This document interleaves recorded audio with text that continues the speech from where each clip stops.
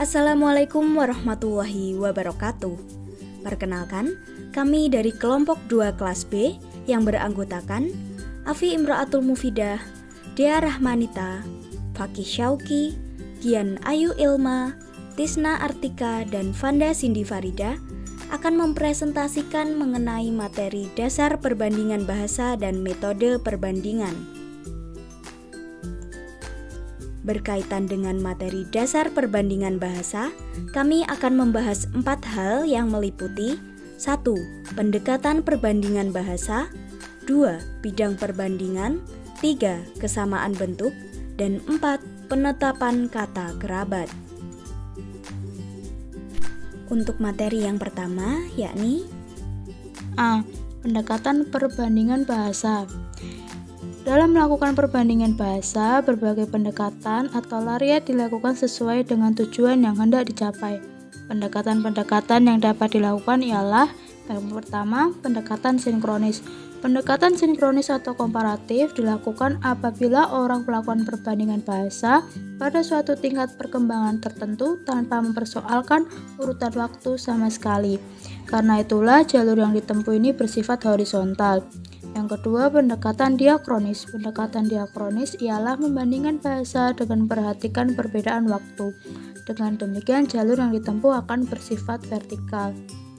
Yang ketiga, ada pendekatan pankronis. Pendekatan ini merupakan gabungan pendekatan sinkronis dan diakronis.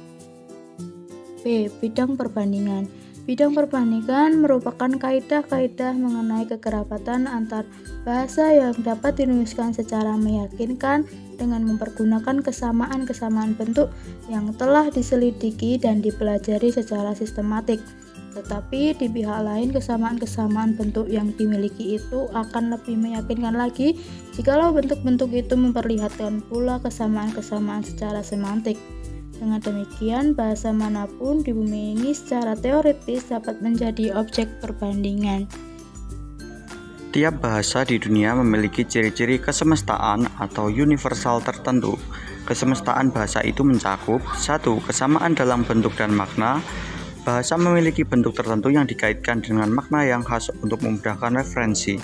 Yang kedua, tiap bahasa memiliki perangkat unit fungsional terkecil. Unit fungsional terkecil bahasa adalah fonem dan morfem. Yang ketiga, tiap bahasa di dunia memiliki kelas-kelas tertentu. Kelas bahasa yaitu kata benda, kata kerja, kata sifat, kata ganti orang, dan kata bilangan. C. Kesamaan bentuk. Linguistik bandingan juga melandaskan metodenya pada kesamaan bentuk. Bentuk-bentuk kata yang sama antara berbagai bahasa dengan makna yang sama dapat diperkuat lagi dengan kesamaan-kesamaan unsur tata bahasa. Hal tersebutlah yang mendorong kita untuk mengambil kesimpulan bahwa bahasa-bahasa tersebut harus diturunkan dari suatu bahasa proto yang sama. Faktor penyebab kemiripan bentuk-bentuk yang terdapat dalam bahasa tersebut memungkinkan ada 3 hal. Yang pertama, karena warisan langsung. Yang kedua, proto yang sama, bentuk yang sama. Hal tersebut dimungkinkan karena bentuk kerabat. Yang ketiga, karena faktor kebetulan. D. Penetapan kata kerabat. Penetapan kata kerabat adalah perbandingan antara pasangan-pasangan kata untuk menetapkan apakah pasangan itu berkerabat atau tidak. Kata-kata yang sama dalam sebuah pasangan dinyatakan sebagai kata kerabat, sedangkan yang berbeda dinyatakan sebagai kata yang non-kerabat. Metode perbandingan. Menurut Keraf, tahun 1981, metode perbandingan adalah suatu cara untuk menunjukkan kesamaan-kesamaan dan perbedaan-perbedaan antara dua objek atau lebih dengan mempergunakan dasar-dasar tertentu. Sebagai suatu metode dalam eksposisi, dasar-dasar mengadakan perbandingan adalah menempatkan sesuatu yang belum diketahui atau yang belum dikenal dalam kerangka suatu hal atau barang yang sudah dikenal oleh pembaca atau pendengar. Tujuan metode perbandingan.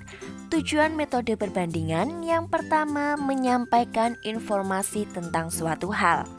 Yang kedua, menyampaikan dua pokok persoalan atau lebih sekaligus dengan menghubungkannya dengan prinsip-prinsip umum bersama. Yang ketiga, membandingkan dua pokok yang dikenal untuk menyampaikan suatu prinsip umum atau suatu gagasan umum. Metode perbandingan lahir dari usaha untuk merekonstruksi proto-bahasa yang dimaksud oleh Jones, yang oleh para linguis kemudian disebut sebagai bahasa Proto-Indo-Eropa. Perbandingan profesional pertama antara bahasa-bahasa Indo-Eropa yang telah diketahui saat itu pertama kali dilakukan oleh linguis Jerman Franz Bopp pada 1816. Walaupun ia tidak berusaha membuat sebuah rekonstruksi, ia berhasil mendemonstrasikan bahwa bahasa Yunani, Latin, dan Sanskerta memiliki struktur serta leksikon yang berakar dari leluhur yang sama. Berikut adalah referensi yang kami gunakan dalam menyusun materi presentasi hari ini. Terima kasih atas perhatiannya. Kami kelompok 2 kelas B pamit undur diri. Sekian, wassalamualaikum warahmatullahi wabarakatuh.